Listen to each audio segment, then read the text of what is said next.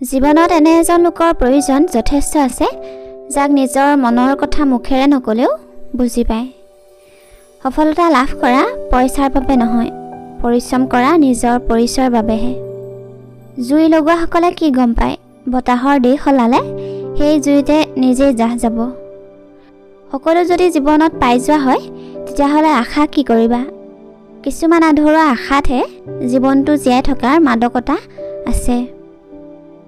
ৰৈ দিয়ে যদি জোনটিৰ দৰে, খোজ কাঢ়িলে মৃদু বতাহৰ দৰে, সেইগৰাকী মায়ে হয় যি ৰ'দতো ছাঁহৰ দৰে হয়।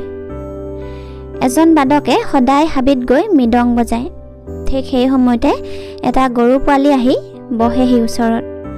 বাদকে সদায় সেই পোৱালিটো লক্ষ্য কৰে। এদিন মানুহজনে সুধিলে, তুমি সদায় ইয়ালৈ আহি মোৰ মৃদং বজোৱা শুনা, এতিয়া কোৱাচোন মোৰ সুৰ ভাল নে মৃদঙৰ বাদন ভাল? পোৱালিটোৱে বহুত সুন্দৰ উত্তৰ এটা দিলে, লয়, তাল, সুৰ এইবোৰ মই বুজি নাপাওঁ। মই মাত্ৰ ইমানেই জানো, আপোনাৰ মৃদঙত যি চামৰা আছে সি মোৰ মাৰ হয়, আৰু যেতিয়াই ইয়াত হাত পৰে তেতিয়াই এনে লাগে যে মায়ে মাতি আছে মোক। মাক চাই হাঁহিবলৈ শিকা, কোনে জানে ভাগ্যত তীৰ্থযাত্ৰা লিখাই নাই। প্ৰত্যেকৰ বাবে প্ৰাৰ্থনা কৰা, কোনে জানে কাৰোবাৰ ভাগ্য তোমাৰ প্ৰাৰ্থনাৰ অপেক্ষা কৰি আছে। সময় এক নদীৰ দৰে, আমি নদীৰ পানীক দুবাৰ চুব নোৱাৰোঁ।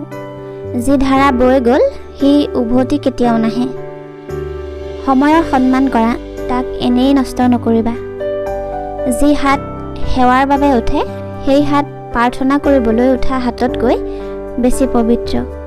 নিজকে যদি জীৱিত বুলি ভাবা, তেতিয়াহ'লে বেয়া কথাৰ বিৰোধিতা কৰিবলৈ শিকা, কাৰণ ঢৌত সহে উঠি যায়, সাঁতুৰিব পৰাজন নহয়।